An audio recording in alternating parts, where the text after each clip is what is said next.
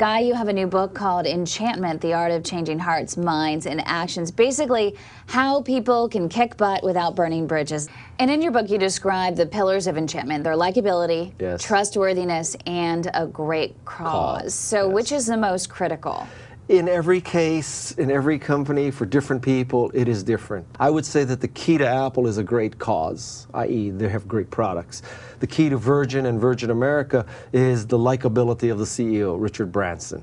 And the key to Zappos is trustworthiness. Now, you have to have some element of all three. If you have a great product, but you can't trust the company, you don't like the people there, you will do business, but you certainly won't maximize your business. And so you can pick any one, and if you did only that one, you still wouldn't do the best job you could. You need all three. So how can people actually replicate what Apple has done, Virgin has done, and what Zappos has done? I mean, those are adjectives. Yeah. How do you actually make adjectives actionable? Well, the start is these three pillars. Likability, the keys to likability are very basic.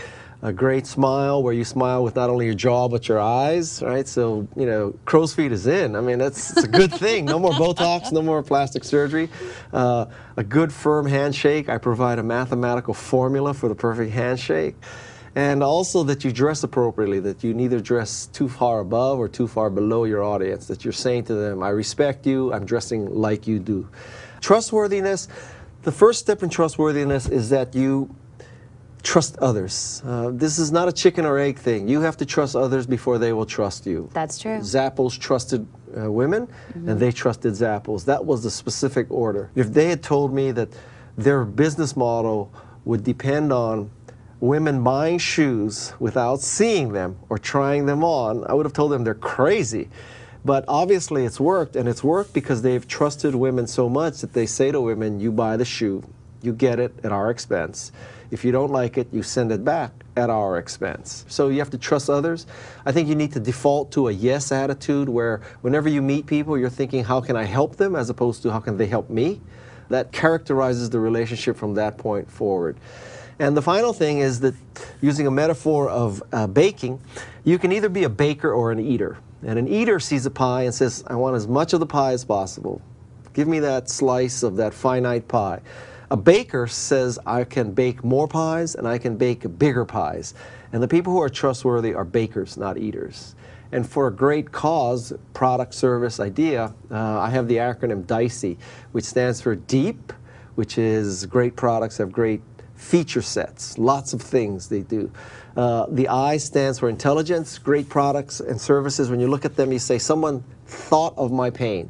Perhaps they understood my pain better than I do. An example of this is the Ford My Key, where you can program the top speed of a car.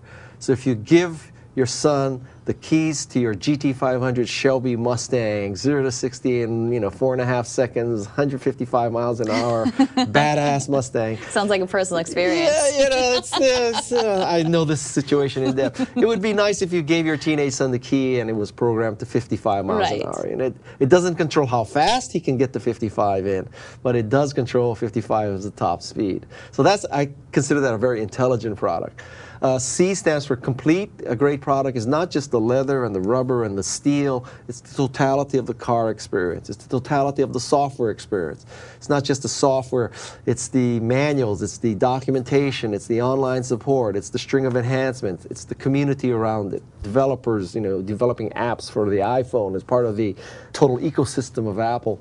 The E is for empowering. Great products, great services. They make you feel more creative, more productive. They feel like an extension of yourself as opposed to you're fighting it. And the last E is elegance, that great products, the creators cared about the user interface. And this is Apple's particular strong point. So that you're likable, you're trustworthy, and then you have this great product or service, you'll be enchanting.